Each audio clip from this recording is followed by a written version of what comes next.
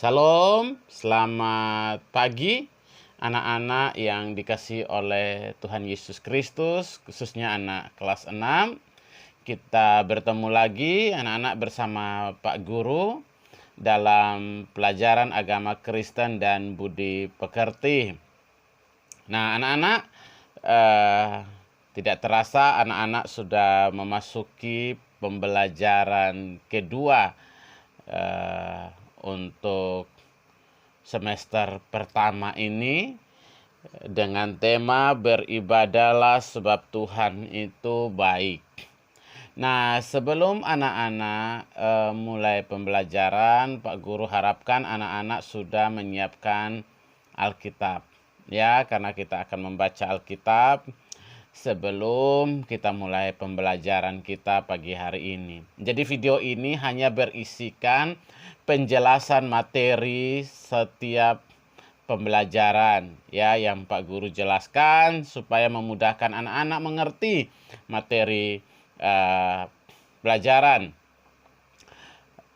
agama Kristen di tengah pandemi ini, karena semua dilakukan secara online. Banyak anak-anak dan orang tua yang mengatakan bahwa tidak memahami materi sehingga sulit untuk mengerjakan tugas-tugas agama. Karena itu Pak Guru membuat video singkat ini berisi penjelasan materi supaya anak-anak bisa memahami. Oke, kalau sudah siap Alkitab, sebelum kita mulai kita akan berdoa terlebih dahulu. Mari kita berdoa.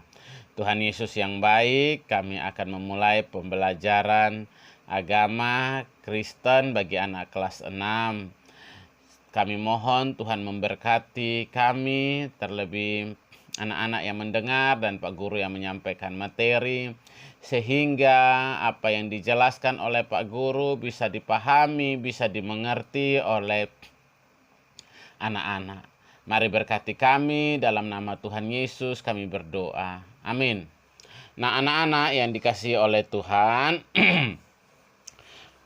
pembelajaran pertama tentang ibadah yang sejati, itu nanti sebelum anak-anak mendengar video pembelajaran kedua, anak-anak wajib mendengar video pembelajaran yang pertama, karena berkaitan. Kalau anak-anak tidak mengikuti video penjelasan materi pembelajaran pertama, anak-anak sulit untuk mengerti pembelajaran yang kedua. Nah, anak-anak, Pak Guru akan membacakan bagi kita ayat firman Tuhan yang mendasari pembelajaran kita, terambil dari Ulangan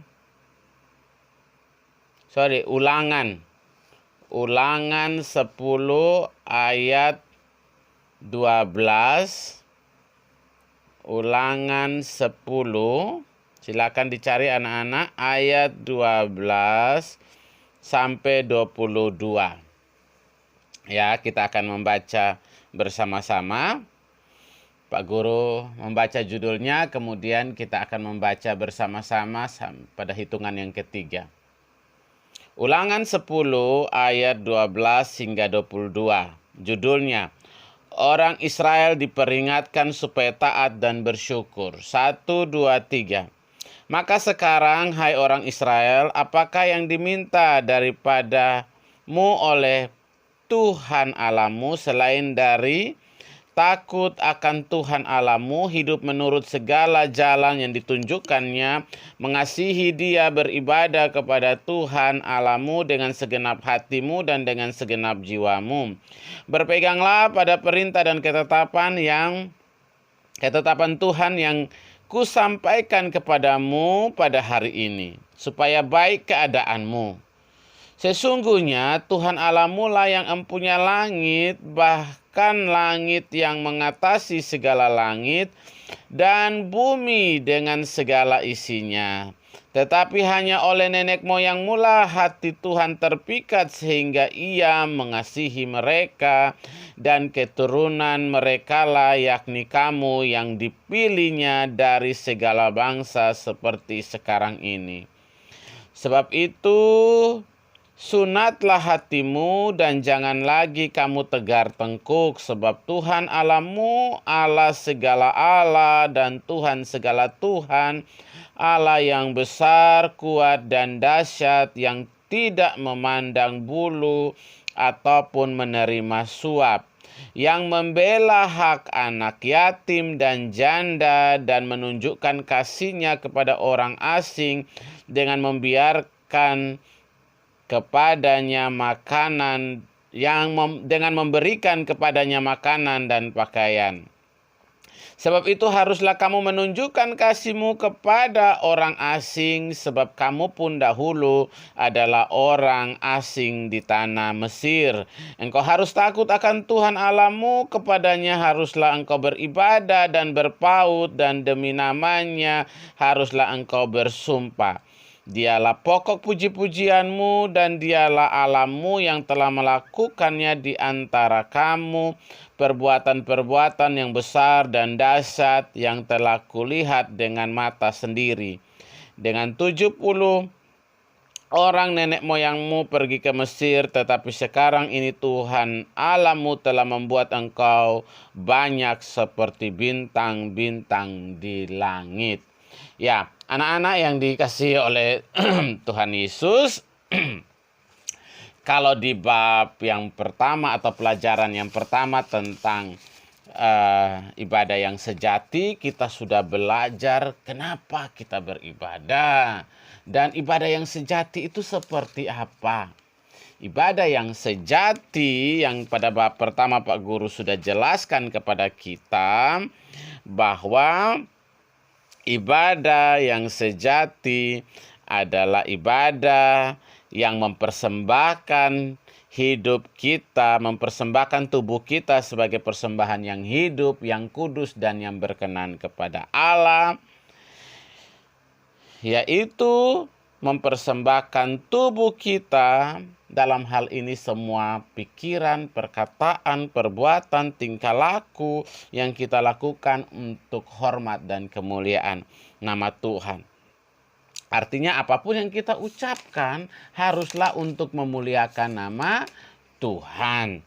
Nah, ibadah itu juga yang benar adalah ibadah yang dilakukan untuk menyatakan bakti hormat kita kepada Tuhan. Ya, tapi ibadah yang sesungguhnya adalah perbuatan kita setiap hari, dari apa yang kita ibadah itu kita artikan, kita implementasikan dalam hidup kita setiap hari. Kalau kita beribadah, maka kita harus taat kepada orang tua. Kalau kita beribadah, kita harus mengasihi sesama kita. Nah, sementara itu tentang ibadah yang sesungguhnya. Nah, kali ini di pelajaran yang kedua kita belajar tentang beberapa ibadah formal. Kalau yang di pelajaran 1 kita diajar untuk ibadah non formal, yaitu sikap tingkah laku kita haruslah merupakan ibadah. Ya, apa yang kita lakukan merupakan ibadah kepada Tuhan. Ya, kita beribadah, kita harus tunduk kepada Tuhan. Kalau kita beribadah, kita harus mengasihi Tuhan, mengasihi sesama. Nah, dalam pelajaran kedua kita bicara tentang ibadah formal atau ibadah yang dilakukan di gereja, itu bentuknya bagaimana, di rumah, dan lain-lain. Nah, kebaktian, ibadah yang dilakukan di gereja disebut dengan kebaktian. Nah, kebaktian orang Kristen terdiri dari beberapa unsur. Misalnya ada apa? Puji-pujian, kita datang kita menyanyi. Kemudian ada doa, itu unsur-unsur dalam ibadah Kristen ya, harus diingat ya. Ada pujian, ada doa, ada pembacaan Alkitab, kemudian ada khotbah yang disampaikan oleh pendeta atau romo ya. Kemudian ada memberikan persembahan ya atau kolekte. Kemudian ada yang bersaksi tentang hidupnya, ya. Ada yang bersaksi tentang bagaimana Tuhan menyelamatkan dia dan lain sebagainya. Tapi ada juga yang memberikan kesaksian lewat pujian. Nah, ibadah Kristen haruslah dialogis. Artinya apa? Dialog, saling ya berbicara. Dalam ibadah Allah berbicara dan kita mendengar. Allah berbicara, bagaimana cara Allah berbicara dan kita mendengar dan meresponi suara Allah, yaitu Allah berbicara lewat firman Tuhan. Ketika kita baca firman Tuhan, kita mendengar firman itu sebagai suara Allah kepada kita. Ketika pendeta atau romo sedang berkhotbah, kita mendengar suara mereka seperti suara Tuhan berbicara kepada kita. Dan kita meresponi ya suara Allah dalam kata perbuatan yang disampaikan kita lakukan dengan pertolongan Roh Kudus. Respon tersebut diwujudkan dengan apa? Pujian, doa, kemudian ada pengakuan dosa, kesaksian, dan memberikan persembahan. Nah, ibadah Kristen haruslah alkitabiah. Artinya apa alkitabiah? Bersumber dan berdasar pada Alkitab. Jadi ibadah kita harus bersumber dan berdasarkan kepada Alkitab. Kalau ibadah tidak sesuai dengan Alkitab, itu bukan ibadah. Ya. Contohnya datang kemudian bilangnya mau ibadah, tapi akhirnya nyanyi lagu-lagu dangdut yang tidak ada. Lagu-lagu dangdut di luar, bukan firman Tuhan. Terus ribut-ribut, itu bukan ibadah. Karena ibadah yang alkitabiah itu harus sesuai dengan firman Tuhan. Duduk tenang, sikap hormat, kemudian beribadah dengan tertib. Ya. Nah, Alkitab adalah sumber pengetahuan akan Allah dan akan penebusan dunia dalam Tuhan Yesus Kristus. Ibadah menunjukkan keberadaan, kesempurnaan, dan tindakan-tindakan Allah dalam kehidupan manusia dan alam semesta. Jadi kalau kita beribadah artinya kita tunduk kepada Allah karena Dia adalah pencipta langit dan bumi serta segala isinya. Beribadah kita menunjukkan bahwa kita percaya kepada keberadaan Tuhan dan kesempurnaan Tuhan di dalam alam semesta, termasuk dalam kehidupan kita dengan memberikan kita napas kehidupan setiap hari. Nah, yang berikut ciri-ciri ibadah Kristen bersifat komunal. Apa itu bersifat komunal? Artinya dilakukan secara bersama-sama dengan orang lain yang sama-sama menginginkan persekutuan dengan Tuhan. Jadi ibadah orang Kristen itu pasti bersama-sama. Di gereja bersama-sama. Ibadah di rumah bersama keluarga. Bersama jemaat-jemaat yang lain. Nah, kemudian ibadah juga dapat dilakukan secara pribadi setiap saat. Dapat dilakukan di rumah, di sekolah, maupun di tempat kerja. Ibadah pribadi dilakukan setiap saat untuk mensyukuri kebaikan Tuhan dalam kehidupan kita setiap hari. Nah, selain ciri ibadah Kristen yang komunal, ya, atau bersama-sama, ada ibadah Kristen yang bersifat pribadi. Itu bisa dilakukan di rumah ya, bersama keluarga, atau doa sendiri. Mau tidur berdoa, dibaca Alkitab, kemudian berdoa, atau bangun tidur kita berdoa bersama keluarga, atau doa sendiri baca Alkitab ya. Nah, ibadah pribadi diwujudkan saat menaikkan syukur kepada Tuhan melalui doa, pujian kepada Tuhan. Sikap beribadah dan bersyukur akan menjadi karakter yang baik dalam hidup kita. Ketika kita membiasakan diri beribadah, kita perlu memahami alasan tujuan beribadah kepada Tuhan. Jadi ibadah kita secara pribadi merupakan ungkapan rasa syukur kita secara pribadi kepada Tuhan atas segala pemeliharaan, kasih. Siapa yang biasa ibadah di rumah sendiri atau doa sendiri di rumah? Bangun pagi berdoa. Ayo angkat tangan, ada yang bangun pagi berdoa. Atau sebelum tidur berdoa, baca Alkitab. Itu yang disebut dengan ibadah pribadi. Atau ibadah dengan keluarga juga itu ibadah keluarga namanya, bersama keluarga. Nah, yang berikut kita perlu memahami alasan dan tujuan beribadah kepada Tuhan. Jangan sampai ibadah kita kepada Tuhan hanya menjadi sebuah rutinitas saja. Artinya apa? Rutinitas itu artinya ya namanya orang Kristen ya hari Minggu ya ke gereja, ya ke sekolah minggu. Tapi tidak memahami apa-apa karena ikut-ikutan saja rutinitas. Orang Kristen ya ke gereja, kalau tidak ke gereja malu. Nah itu ikut-ikutan. Jadi akhirnya ibadahnya hanya rutinitas, bukan panggilan hati, bukan rasa syukur kita karena Tuhan sudah jaga kita 1 minggu, atau Tuhan sudah jaga kita dari malam sampai pagi kita bangun, akhirnya kita berdoa mengucap syukur. Tapi ikut-ikut, aduh, Andi kamu kok enggak berdoa? Akhirnya berdoa karena disuruh, ya dimarahin orang tua, akhirnya berdoa tapi dari hati sendiri tidak mau. Nah itu enggak boleh, ya. Yang berikut, ibadah komunal dilakukan bersama-sama orang lain dan dapat diwujudkan dalam kebaktian hari Minggu, persekutuan, ibadah rumah tangga, ibadah pemuda, ibadah padang, ibadah sekolah minggu, dan lain-lain. Ya, itu ibadah yang dilakukan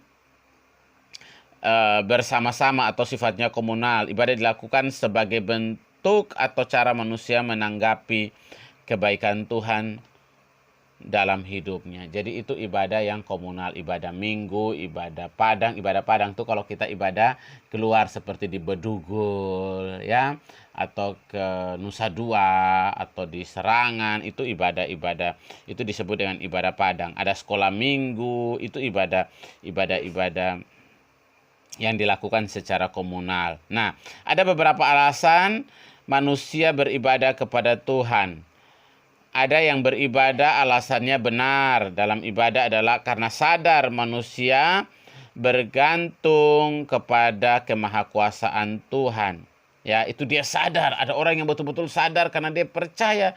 Dia sadar bahwa kalau dia hidup, napas hidup dan segalanya Tuhan yang kasih. Sehingga dia hidup bergantung kepada Tuhan. Makanya dia beribadah, dia bersyukur kepada Tuhan. Karena apa? Dia menyadari.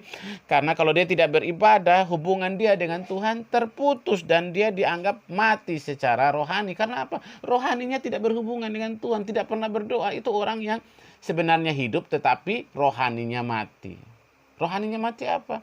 Dia tidak ada hubungan dengan Tuhan. Kenapa? Dia tidak pernah berdoa kepada Tuhan. Dia tidak pernah baca Alkitab. Nah, dalam ibadah yang kita lakukan, kita rasakan kehadiran Tuhan di dalam hidup kita. Misalnya dalam kebaktian minggu, ada puji-pujian dan doa yang menyatakan kehadiran Tuhan dan memohon kehadiran Tuhan dan Roh Kudus.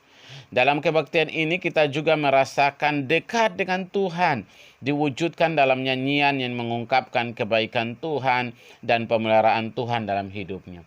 Ya, jadi ibadah, kadang-kadang dalam ibadah itu kalau kita sungguh-sungguh datang beribadah, kita sungguh-sungguh menyerahkan hidup kita saat ibadah kepada Tuhan. Itu kita menyanyi, ada yang menyanyi itu sambil menangis karena merasakan, aduh Tuhan baik, Tuhan terima kasih saya bisa lulus, saya bisa naik kelas, kemarin saya sakit tapi Tuhan sembuhkan, sampai dia menangis. Karena apa? Dia merasakan bahwa Tuhan ada di situ, dia merasakan kehadiran Tuhan, dia merasakan kebaikan Tuhan, karena itu dia mengucap syukur kepada Tuhan, ya. Ada pula pujian atau doa yang menyatakan kesiapan kita dalam melakukan perbuatan baik dan benar dalam kehidupan sehari-hari.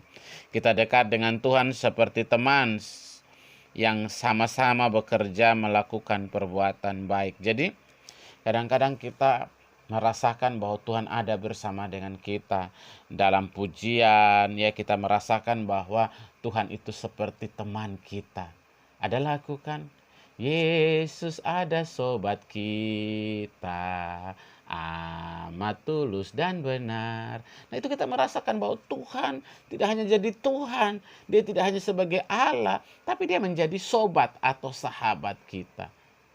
Ada lagu Yesus kawan yang sejati. Nah itu artinya apa? Kita merasakan Tuhan lebih daripada Tuhan, tapi dia menjadi sahabat kita. Nah ada unsur-unsur dalam ibadah Kristen. Yang pertama, pujian.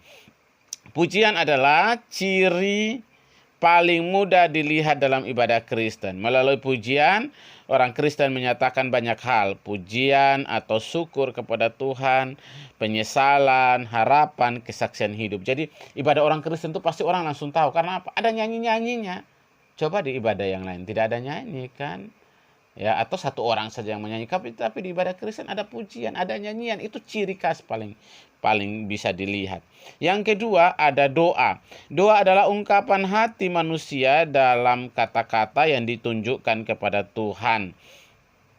Ada beberapa jenis doa ya. Yang pertama, doa ucapan syukur. Itu melalui doa kita dapat mengucap syukur kepada Tuhan atas kebaikan Tuhan. Contohnya kalau kita sudah naik kelas, kita tamat sekolah, kita ulang tahun, kita sembuh dari sakit, kita berdoa, itu doa ucapan syukur.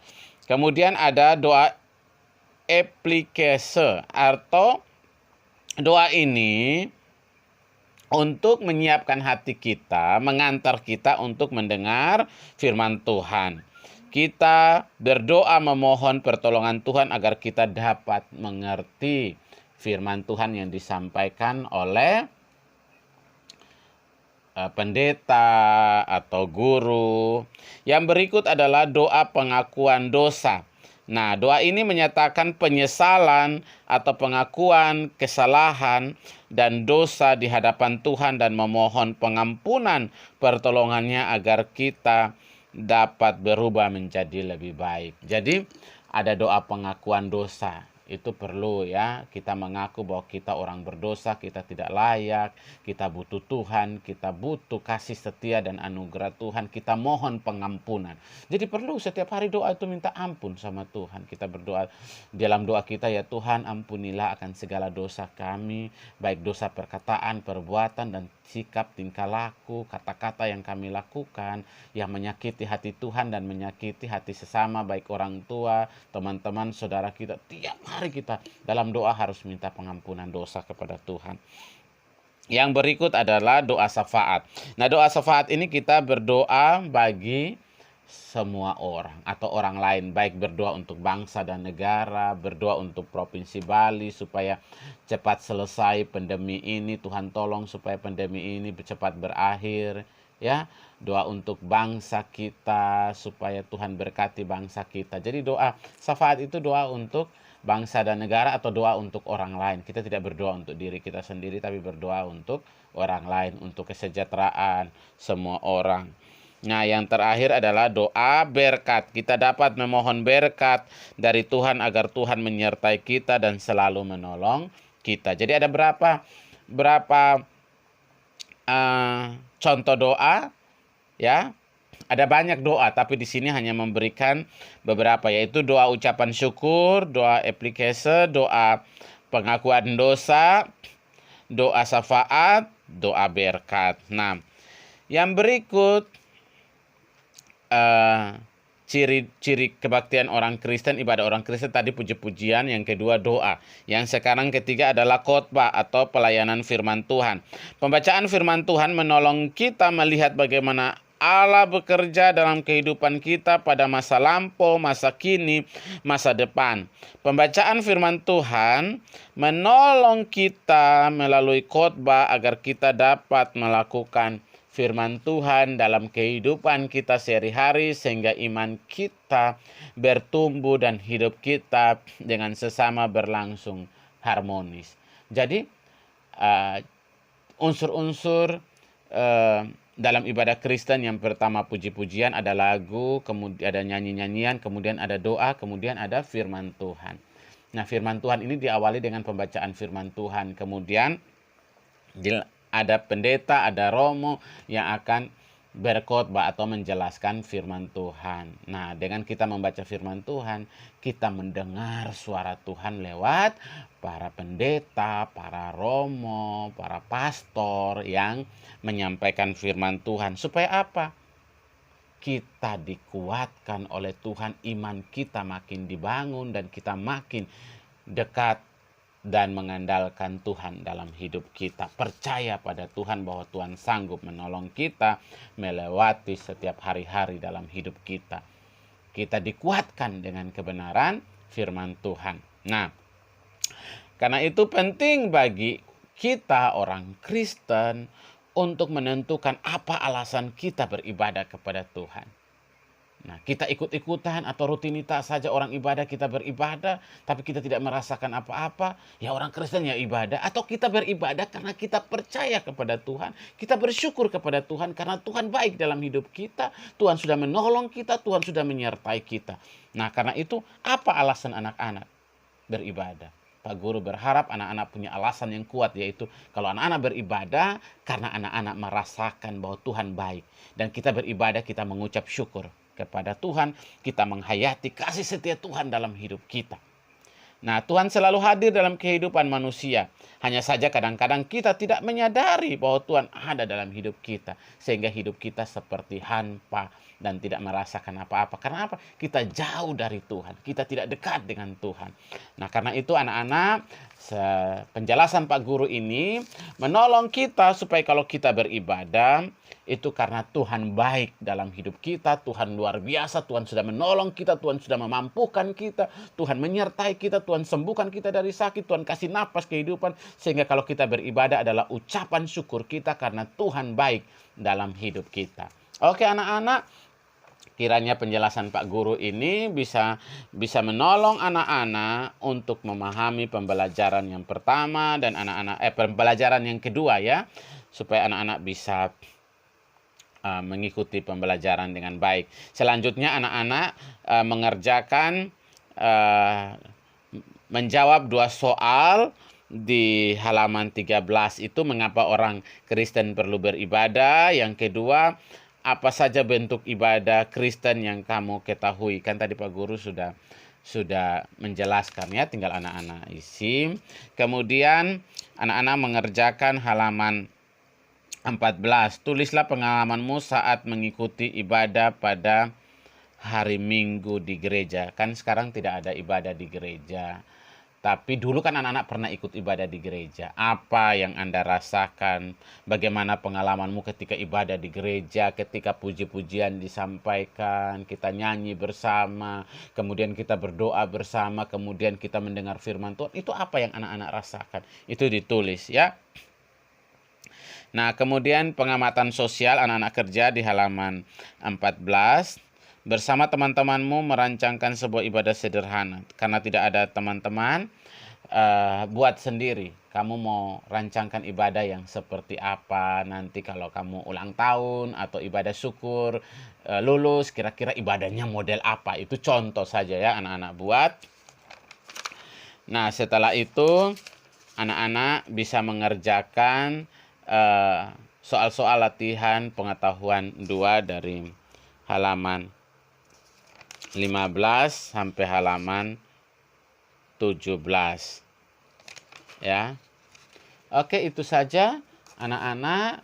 Pak Guru harap anak-anak bisa memahami dan mengerjakan tugas-tugas yang Pak Guru sampaikan dalam LKS Jamrut yang tadi halaman-halamannya sudah Pak Guru sampaikan. Jadi selamat belajar anak-anak. Tuhan Yesus memberkati kita semua, orang tua, sehingga kita semua ada dalam pemeliharaan Tuhan. Tetap jaga kesehatan, protokol kesehatan, jaga jarak, cuci tangan sesering mungkin. Kalau bisa, tidak terpaksa, tidak penting, jangan sering keluar rumah. Dan kita berdoa pandemi ini cepat berlalu. Tuhan Yesus memberkati anak-anak semua. Salam.